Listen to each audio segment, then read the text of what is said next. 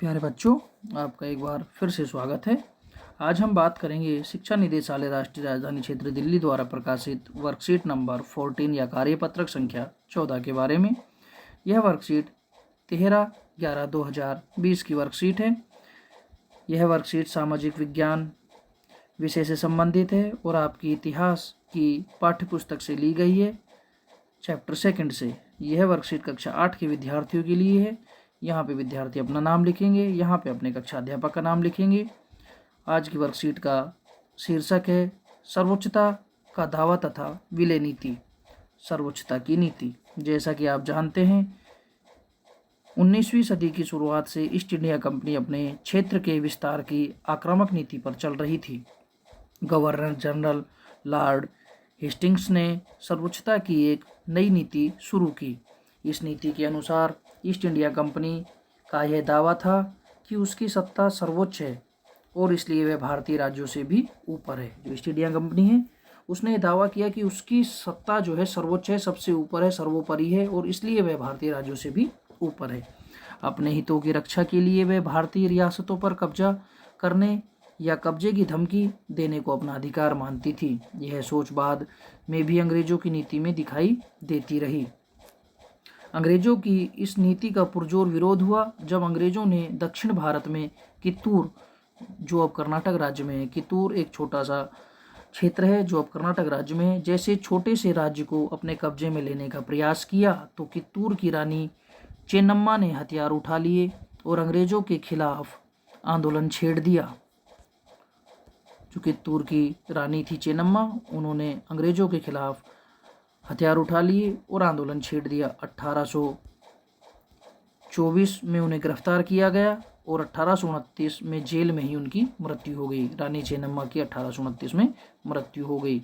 रानी चेन्नम्मा के बाद दूर स्थित संगोली के एक गरीब चौकीदार रायन्ना ने यह प्रतिरोध जारी रखा।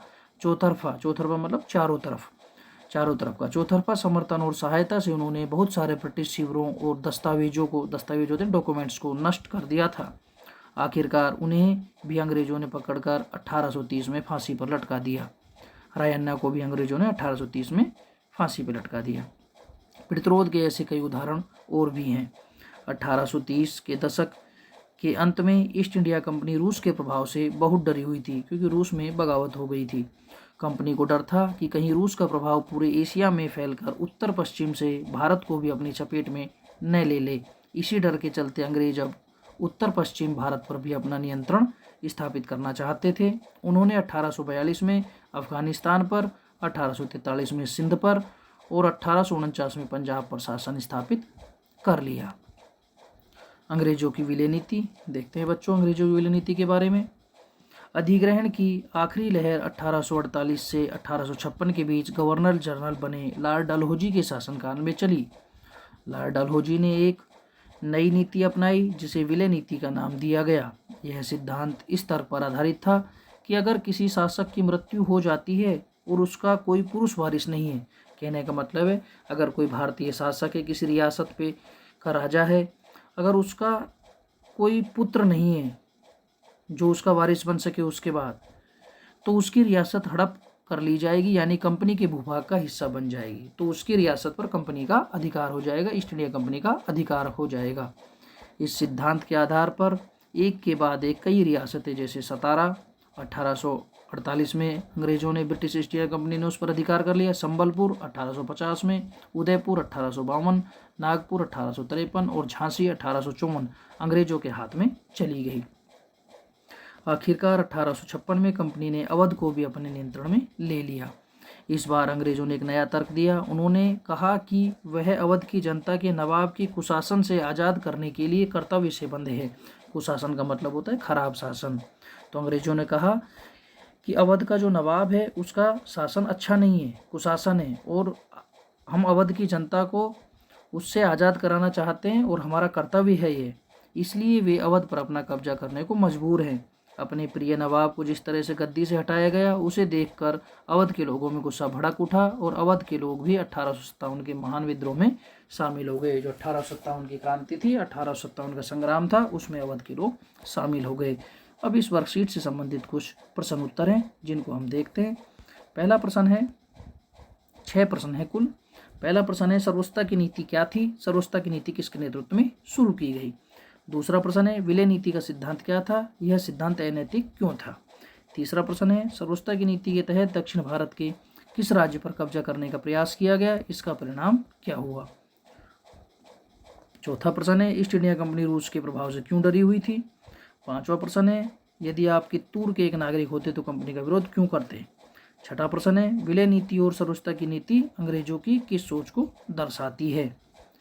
अब हम इसके प्रश्न उत्तर को देखने के लिए नेक्स्ट पैराग्राफ पे चलते हैं। पहला प्रश्न था सर्वोच्चता की नीति क्या थी? सर्वोच्चता की नीति किसके नेतृत्व में शुरू की गई? तो सर्वोच्चता की नीति के अनुसार ईस्ट इंडिया कंपनी का दावा था कि उसकी सत्ता सर्वोच्च है और इसलिए वह भारतीय राज्यों से भी ऊपर है। सर्वोच्चता की नीति लॉर्ड हेस्टिंग्स के नेतृत्व में शुरू हुई। दूसरा प्रश्न विलय नीति का सिद्धांत क्या था? यह सिद्धांत अनैतिक क्यों था? तो विलय नीति के आधार पर यदि किसी शासक की मृत्यु हो जाती है और उसका कोई पुरुष वारिस नहीं है तो उसकी रियासत हड़प ली जाएगी, यानी उस रियासत पर कंपनी का अधिकार हो जाएगा। यह सिद्धांत अनैतिक इसलिए था क्योंकि इसके अनुसार अंग्रेज और ब्रिटिश ईस्ट इंडिया कंपनी अपनी मनमानी कर रहे थे और भारतीय रियासतों को हड़प रहे थे। क्वेश्चन नंबर 3, सर्वोच्चता की नीति के तहत दक्षिण भारत के किस राज्य पर कब्जा करने का प्रयास किया गया? इसका क्या परिणाम हुआ? जब अंग्रेजों ने दक्षिण भारत के एक छोटे से राज्य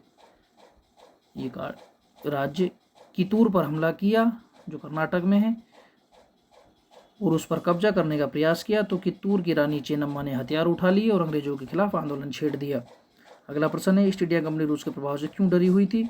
तो ईस्ट इंडिया कंपनी को डर था कि कहीं रूस का प्रभाव पूरे एशिया में फैलकर उत्तर पश्चिम से भारत को भी अपनी चपेट में न ले ले।